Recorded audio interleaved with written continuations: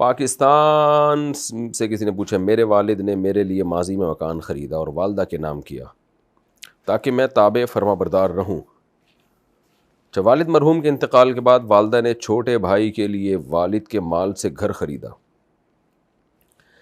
جسے بوقت خرید چھوٹے بھائی کے تقاضے پہ چھوٹے بھائی کے نام کر دیا۔ بعد ازاں میں نے والدہ سے اصرار کر کے ان کے نام جو مکان میری رہائش میں تھا اپنے نام کر لیا۔ میری ایک بہن بھی ہے مکانات میں، اس بہن کے حصے کے حوالے سے رہنمائی فرمائیں۔ دیکھیں، والد نے آپ کی والدہ کے لیے جو مکان خریدا تھا، مکان جو نام کر دیا تھا، تو نام کر کے ان کے قبضے میں دیا تھا یا نہیں دیا تھا؟ قبضے کا مطلب والد صاحب خود نکلتے اور سامان سمیت گھر والدہ کے حوالے کرتے، تو یہ قبضہ کہلاتا ہے شرعی لحاظ سے۔ اس پروسیس کو پورا کیا تھا انہوں نے، تھوڑی دیر کے لیے نکلتے بے شک،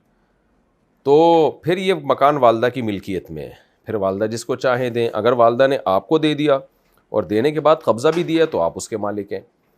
اور والدہ نے، یعنی جب آپ مالک ہیں تو پھر بہنوں کا حصہ نہیں ہے۔ لیکن اگر والد نے یہ مکان والدہ کے نام کیا تھا، خالی اس طرح سے پراپر قبضہ نہیں دیا، بے شک 1 سیکنڈ کے لیے دیا ہو قبضہ، لیکن دیا نہیں اس طرح سے قبضہ، تو پھر بیوی کے نام مکان کرنے سے وہ مکان بیوی کا نہیں ہو جاتا۔ تو ایسی کنڈیشن میں، ایسی صورت میں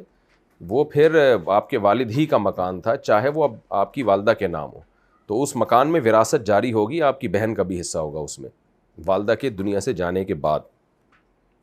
والد کے دنیا سے جانے کے بعد، کیونکہ والد کا مکان تھا۔